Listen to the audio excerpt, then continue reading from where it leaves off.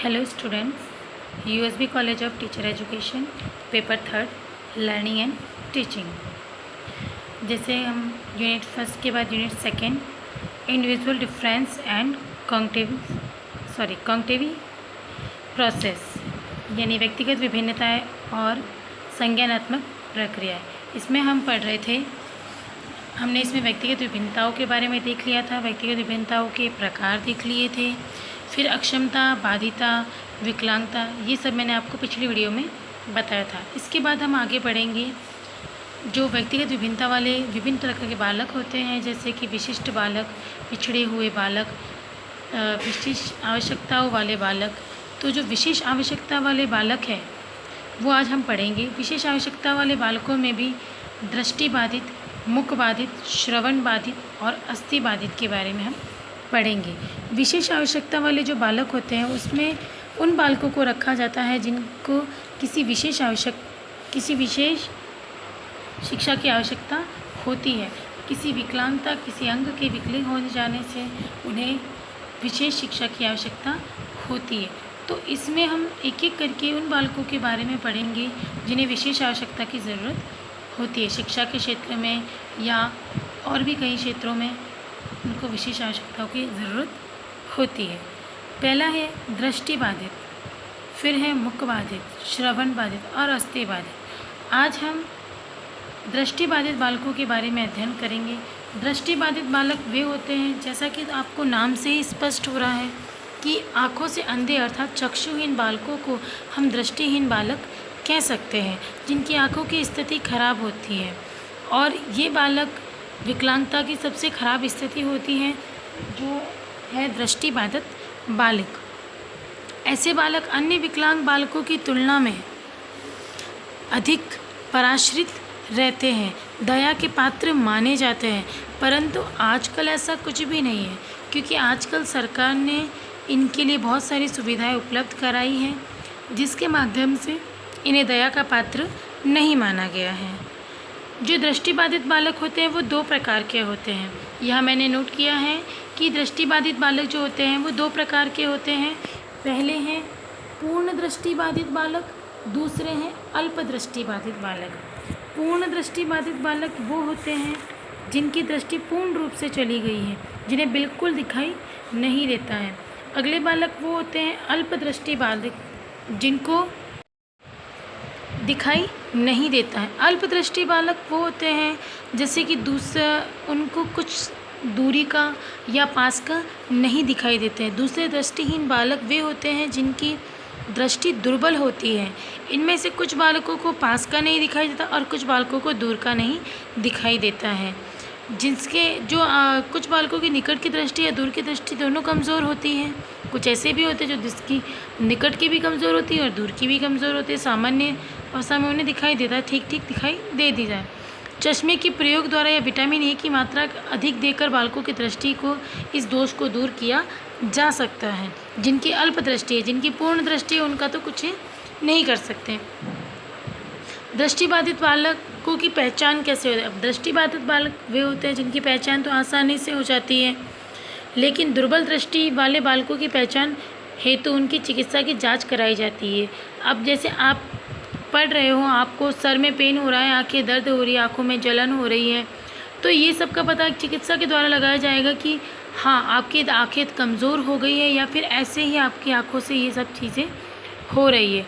तो जो दुर्बल होते हैं, दुर्बल जिनकी आंखें, उनकी जांच करवाई जाती है। कुछ अभिभावक अपने बालकों की दृष्टि दोष को छिपाना चाहते हैं, जो कि बालकों के साथ अन्याय करते हैं। कुछ बालक भी छुपाते हैं और कुछ बालकों के अभिभावक भी छुपाते हैं। बालक ऐसे छुपाते हैं कि अगर उनके दुर्बल दृष्टि दोष है और उन्हें चश्मे हैं तो वो चश्मे पहनने से शर्माते हैं या हिचकते हैं कहीं भीड़ में जाने से। ये सोचते हैं कि मुझे क्या कहेंगे सब, मैं चश्मा पहन के रहूँगा तो इस वजह से भी वो अपने दृष्टि दोष को छुपाते हैं और वो अपना ही नुकसान स्वयं करते हैं। तो वो दृष्टि दोष पहचाना नहीं जाता है। फिर अगला है दृष्टिबाधिता के कारण। दृष्टिबाधिता के क्या कारण हो सकते हैं कि विटामिन ए की कमी और रक्त की कमी, विटामिन ए की कमी व रक्त की कमी से भी दृष्टि दोष आ जाता है। दुर्घटना या मारपीट में कहीं चोट लग जाती है तो भी दृष्टि दोष आ जाता है। कोई एक्सीडेंट हो गया तो भी दृष्टि दोष हो जाता है। अधिकांश बालकों की आंखें संक्रामक रोग के समय सावधानी नहीं बरते तो भी खराब हो जाती है। ऐसा कोई संक्रामक रोग हो जाता है, अगर उसमें सावधानी न रखी जाए तो भी बालकों की दृष्टि चली जाती है। कुछ बालकों को आनुवंशिक रूप से भी माता पिता की अंधता के कारण भी नेत्रहीन हो जाते हैं। ऐसे भी कुछ बालक होते हैं जो अपने माता पिता की आनुवंशिकता से अंधता के कारण भी नेत्रहीन हो जाते हैं। आँख में रोग होने या दुखने पर उचित इलाज नहीं करवाते तो भी दृष्टि दोष हो जाता है। आँखों की दृष्टि धीरे धीरे कमज़ोर होने लगती है, दिखाई देना बंद हो जाता है, आँखों की पुतलियाँ काम करना बंद कर देती हैं। तो इन सभी कारणों से क्या होता है, दृष्टि दोष हो जाता है। दृष्टिबाधित बालकों के लक्षण। अब अगला हम जो देखेंगे उनमें दृष्टिबाधित बालकों की क्या लक्षण है उसके बारे में हम दृष्टिबाधित बालकों के कुछ लक्षण होते हैं दृष्टि दोष से जो पीड़ित होते हैं। अब दृष्टि दोष से पीड़ित बालक विकलांग बालकों की तरह ही अपने भविष्य के बहुत चिंतित होते हैं। अन्य विकलांग बालकों की तरह इनमें भी हीनता की भावना आ जाती है। अब दृष्टि दोष है तो इनमें हीनता की भावना तो आना जायज़ है कि मेरी एक शारीरिक अंग जो है वो कमज़ोर है और मैं उस अंग के कमज़ोर होने के कारण मैं कुछ नहीं कर सकता। ऐसे बालक चिड़चिड़े भी हो जाते हैं। इनके लक्षण है जो जैसे बालक आप देखोगे तो उनमें ये लक्षण पाए जाते हैं कि ऐसे बालक हीनता का अनुभव करते हैं, ऐसे बालक चिड़चिड़े स्वभाव के हो जाते हैं। इनमें उत्साह का अभाव होता है और कार्य प्रारंभ करने में हिचकिचाते हैं। इनमें जो उत्साह होता है वो कम होता है और जो भी कार्य करना है उनको करने से हिचकिचाते हैं कि ये सोचते हैं कि मुझसे होगा या नहीं, मैं कर पाऊँगा या नहीं। ऐसे बालक स्वप्न लोक की दुनिया में अधिक रहते हैं। ऐसे बालक सामाजिक दृष्टि से भी कमज़ोर हो जाते हैं। ऐसे बालकों में गतिशीलता की कमी होती है और ऐसे बालकों में विकलांग बालकों की तरह ही आत्मविश्वास का भी अभाव होता है। एकाकीपन अनुभव करते हैं, स्वयं में ही रहते हैं। ये सब इन बालकों के लक्षण हैं। अगला पॉइंट है दृष्टिबाधित बालकों हेतु शिक्षा, यानी जो दृष्टिबाधित बालक है उनके लिए शिक्षा कैसी होनी चाहिए। अब इनके लिए जो शिक्षा है वो अलग तरीके से होगी, सामान्य बालकों से भी भिन्न होगी। इनके शिक्षण हेतु विशिष्ट प्रशिक्षित अध्यापकों की व्यवस्था होनी चाहिए, जो सामान्य अध्यापक सभी सामान्य बालकों को पढ़ाते हैं। वैसे इनकी शिक्षा नहीं होगी। इनकी शिक्षा जो है प्रशिक्षित अध्यापकों की व्यवस्था की जाएगी। इस प्रकार के बालकों के लिए विभिन्न विषयों की शिक्षा हेतु विशेष उपकरणों की व्यवस्था की जानी चाहिए। उपकरणों के माध्यम से इनको पढ़ाया जाता है। दृष्टि दोष से पीड़ित बालकों हेतु ब्रेल लिपि का साहित्य उपलब्ध कराकर इस लिपि का पर्याप्त मात्रा में प्रसार एवं उपयोग होना चाहिए। दृष्टिबाधित बालकों के लिए एक लिपि होती है ब्रेल लिपि, जिसमें उभरे हुए अक्षर होते हैं। एक मशीन उभरानुमा जो होते हैं, हर वस्तु जो होती है वो उभरी होती है। उभरा होने के कारण उनको हाथ स्पर्श लगाकर भी वो पहचान सकते हैं। जो अक्षर होते हैं क ख ग घ वर्णमाला के या जो गिनती होती है वो उभरी हुई होती है, जिनसे वो पढ़ सके, देख स्पर्श कर सके और स्पर्श की शक्ति के कारण ही वो उन्हें ग्रहण करते हैं। ऐसे ही वो ज्ञान ग्रहण होते हैं। त्वचा के द्वारा वो फिर वो ज्ञान ग्रहण करते हैं। कम दिखाई देने वाले बालकों की कक्षा में प्राकृतिक प्रकाश की पूरी व्यवस्था होनी चाहिए। जिन्हें कम दिखाई देता है उनकी जो कक्षा में दीवारों पर चमक होनी चाहिए, प्राकृतिक प्रकाश की पूरी व्यवस्था होनी चाहिए। कक्षा की दीवारों पर चमक नहीं हो, अगर कक्षा की दीवारों पर कहीं से रिफ्लेक्शन आ रहा है तो वो रिफ्लेक्शन उनकी आँखों पे तेज करेगा और उन्हें दिखाई नहीं देगा। दृष्टि दोष वाले बालक जो होते हैं उनकी शिक्षा अध्यापक तथा स्वास्थ्य सेवक आदि के सामूहिक सहयोग द्वारा पूर्णतः होनी चाहिए। यानी प्रधानाध्यापक और अध्यापक और स्वास्थ्य कर्मी की निगरानी में ही होनी चाहिए। समय समय पर उन्हें उनका चिकित्सा जांच भी करवाया जाना ज़रूरी है। अगला है इसमें दृष्टिबाधित बालकों के शैक्षिक साधन। इसमें ब्रेल स्लेट, उनको पढ़ाने के लिए कौन कौन से साधन होने चाहिए? शैक्षिक साधन होते हैं ब्रेल स्लेट, एक ऐसी स्लेट आती है जिसमें उभरी हुई होती है। ये सारी जो ब्रेल का मतलब होता है उभारपन, जिससे दृष्टिबाधित के लिए त्वचा हाथ से स्पर्श करके पढ़ा जा सकता है। ब्रेल पुस्तकें आती है, उन पुस्तकों में भी उभरे हुए अक्षर होते हैं, उभरी हुई सारी चीज़ें बताई गई होती हैं। बुलेटिन बोर्ड भी उभरे हुए होते हैं। समतल डेस्क होती है, उनकी जो डेस्क होती है वो समतल होती है। टेलर फ्रेम, ध्वनि युक्त कैसेट तथा बोलने वाली पुस्तकें, यानी जो कैसेट आती है ध्वनि युक्त होती है और वो बोलने वाली पुस्तकें भी होनी चाहिए। मानचित्र, ठोस आकार की विभिन्न तरह की वजन और मोटाई की वस्तुएं भी होनी चाहिए, जिससे दृष्टिबाधित बालकों को उचित तरीके से शिक्षा ग्रहण करवाई जाए। शैक्षिक साधन या शैक्षिक सामग्री जो उनके लिए होती है वो उपयुक्त होनी चाहिए।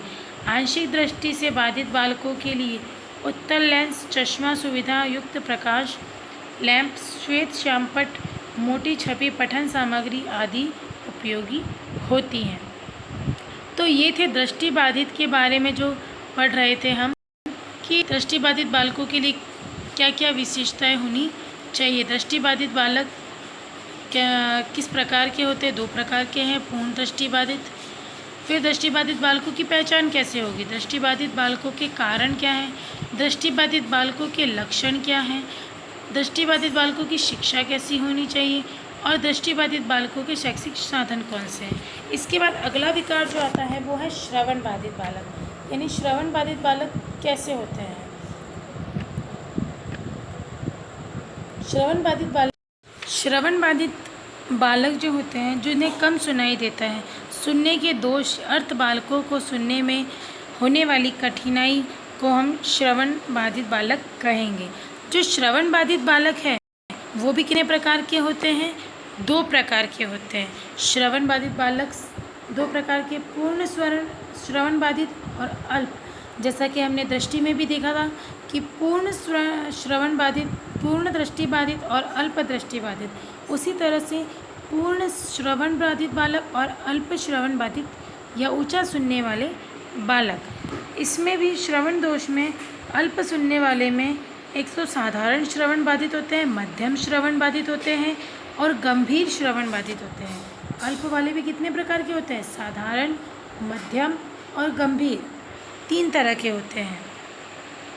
तो जो साधारण होते हैं, साधारण श्रवण बाधित जो बालक वह होते हैं जो सामान्य स्तर पर तो सुन लेते हैं, परंतु बहुत धीमे बोलने पर वह नहीं सुन पाते हैं। इन्हें सामान्य श्रवण बाधित कह सकते हैं। यानी आप सामान्य बात करोगे तो वो सुन लेंगे, पर धीमे बोलोगे तो उन्हें सुनाई। जो श्रवण बाधित बालक होते हैं, सामान्य बालक होते हैं। मध्यम श्रवण बाधित, मध्यम श्रवण बाधित वे बालक होते हैं जो सामान्य श्रवण बाधित बालकों की अपेक्षा ऊंचा सुनते हैं।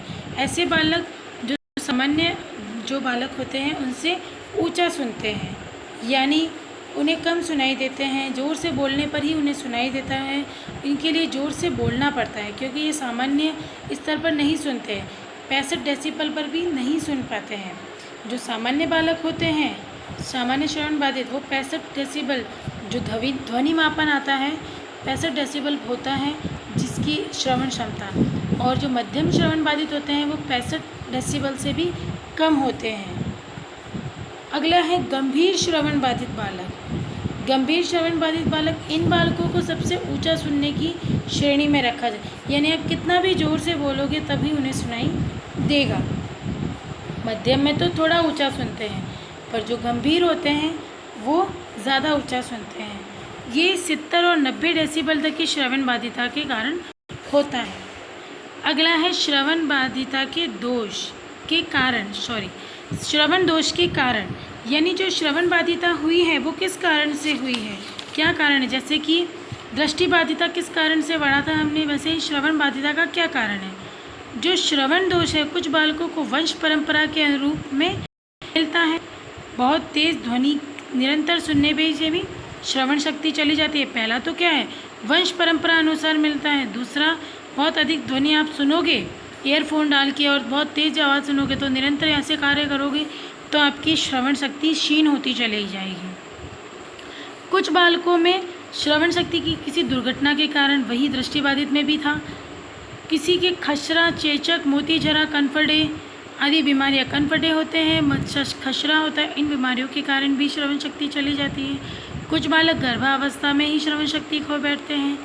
कुछ ऐसे भी होते हैं जिनके कान के मध्य भाग में घाव होने से या छाला, फोड़ा, फुंसी हो जाने से भी उनकी श्रवण शक्ति क्षीण हो जाती है। तो ये कारण है जिसके कारण श्रवण बाधिता होती है। ठीक है। उसके बाद है श्रवण दोष के बालकों की पहचान। ऐसे बालकों की पहचान कैसे करोगे? उन्हें पहचानना, अगर नॉर्मली आपके सामने खड़ा है तो आपको नहीं पहचान पाएगी उसके श्रवण दोष है, पर यानी सुनने की कठिनाई है। पर जब आप उनसे बातचीत करने लगोगे और उनके हाव भाव देखकर आप पहचान लोगे कि इसको सुनाई नहीं देता है, क्योंकि जब आप किसी से बात करते हो और उस बात के रिप्लाई में आपको कोई जवाब नहीं मिलता है, तब आप समझ जाते हो कि हाँ, इसे कुछ ना कुछ समस्या है, इसीलिए मुझे जवाब नहीं मिला है। उनके हाव भाव देख के पहचान जाते हो। ऊंचा सुनने वाले जो बालक होते हैं उनको पहचाना उनके श्रवण यंत्रों को देखकर ही चल जाता है। जैसे दृष्टिबाधित जो बालक होता है, अल्पदृष्टि, उनको हम कैसे पहचान लेते हैं? चश्मे के द्वारा। जैसे इसमें भी ऊंचा जो सुनने वाले हैं वो मशीन लगाकर ही सुना जाता है। श्रवण दोष वाले बालकों के लक्षण। अब ऐसे बालकों के क्या लक्षण होते हैं? इस प्रकार के जो बालक होते हैं वह अन्य विकलांग बालकों की तरह ही आत्मविश्वास की कमी रखते हैं। इसमें भी वही चीज़ें होती है, आत्महीनता रखते हैं, चिड़चिड़े हो जाते हैं, मनोरंजन नहीं कर पाते हैं, दूरदर्शन नहीं सुन पाते, रेडियो नहीं सुन पाते हैं, उनका बौद्धिक विकास भी देर से होता है। ऐसे बालकों में सामाजिकता का अभाव होता है। तो ये सारी चीज़ें इनमें होती है। श्रवण दोष वाले बालकों की शिक्षा। अब जो श्रवण दोष है उन बालकों की शिक्षा कैसी होगी? ऐसे बालकों की शिक्षा के लिए विशेष रूप से प्रशिक्षित अध्यापकों को लगाना। जैसे दृष्टिबाधित में भी हमने ये देखा था। कम सुनने या ऊंचे सुनने वाले बालकों में को कक्षा में सबसे आगे बिठाना चाहिए। ऐसे बालकों को शाला में आने से पूर्व ओष्ठों द्वारा पढ़ने का प्रशिक्षण दिया जाए, यानी होठ हिलाकर ही वो पहचान जाता है कि आगे वाला क्या बोल रहा है। ऐसा प्रशिक्षण उन्हें करवाया जाए। ऐसे बालकों के लिए विशेष विद्यालयों की स्थापना की जाती है, उन्हें पढ़ाया जाता है। अन्य साथियों एवं व्यक्तियों द्वारा उनका उपहास या हंसी नहीं उड़ाई जाए, ये इसका भी ध्यान रखा जाता है। श्रवण सहायक यंत्रों द्वारा श्रवण का अभ्यास कराया जाता है, यानी कुछ यंत्र होते हैं उनके माध्यम से उन्हें कान में लगाकर उन्हें सुनाने का प्रयास किया जाता है। समय समय पर चिकित्सा की निगरानी में भी उन्हें रखा जाता है, जिससे भी उन्हें उनके कानों की श्रवण शक्ति पर ज़्यादा जोर न पड़े। श्रवण बाधिता बालकों के लिए शैक्षिक साधन। अब जैसे कि दृष्टिबाधित में भी हमने शैक्षिक साधन पढ़े थे, उसी तरह से श्रवण बाधित में भी कुछ यंत्रों के माध्यम से शैक्षिक साधन उपलब्ध करवाए जाते हैं। श्रवण यंत्र यानी सुनने के लिए मशीनें, छोटा बड़ा दर्पण, फ्लैश बोर्ड। दर्पण इसलिए कि उनको चीज़ें महसूस किए जाए। फ्लैश कार्ड, खेल खिलौने, उनके माध्यम से भी उनको अवगत कराया जाता है। शिक्षण सामग्री आदि का प्रयोग किया जाता है। तो आज हमने दृष्टिबाधित और श्रवण बाधित दो प्रकार के बालकों के बारे में पढ़ा, उनकी पहचान, उनके लक्षण, उनके श्रवण बाधिता या दृष्टिबाधिता होने का कारण, उनके लिए शैक्षिक सुविधाएं, उनकी शिक्षा किस प्रकार की हो, इस बारे में हमने पढ़ा आज। तो आप जो जो चीज़ें हैं वो नोट डाउन करते जाइए। जो मैंने यहाँ लिखा है उसको भी अगर आप शॉर्ट तरीके में नोट करोगे तो आपको उसका अर्थ समझ लोगे, ध्यान से सुन लोगे तो एक क्वेश्चन कवर हो सकता है। ठीक है। Thank you everyone. Stay safe, stay home. धन्यवाद।